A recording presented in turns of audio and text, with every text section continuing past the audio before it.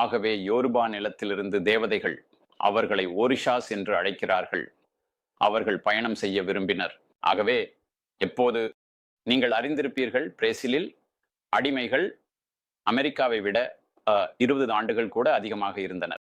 அதனால் அவர்கள் பிரேசிலிலிருந்து அடிமைகளை கொண்டு வந்தார்கள் மற்றும் அவர்களது கடவுள்களையும் கொண்டு வந்தார்கள். ஆகவே கடவுள்கள் இப்போது கருப்பர்களுக்கு மட்டுமல்லாமல் பிரேசிலில் பலரும் இந்த ஓரிஷாஸ்களை வழிபடுகிறார்கள். ஆகவே நான் ரொம்ப அதிர்ஷ்டசாலி. ஆகவே நான் ஒரு மந்திரவாதியை சந்தித்தேன், பின்னர் ஓஷூனை சந்தித்தேன், பின்னர் கென்யாவில் ஒரு பழங்குடியினருடன் சேர்ந்தேன். நான் போகோட் பழங்குடியின் முதல் வெள்ளை உறுப்பினன். இதற்கிடையில் நான் நினைத்தேன், அடடா, நான் திரும்பி செல்ல முடியாது என்று நினைக்கிறேன். நான் உறுதியாக இருக்கிறேன், நான் இன்னும் அமெரிக்காவுக்கு திரும்ப முடியாது. ஏனெனில் இப்போது நான் பார்த்து விட்டேன், பல்வேறு விதமான விசித்திரமான விஷயங்களை செய்யும் மக்களின் மிகப்பெரிய உலகம் இருக்கிறது. அதை யாரும் எனக்கு சொல்லவில்லை. எனவே எனக்கு தேசாதிக்கம் நீக்கப்பட வேண்டும் என்று கூட தெரியவில்லை.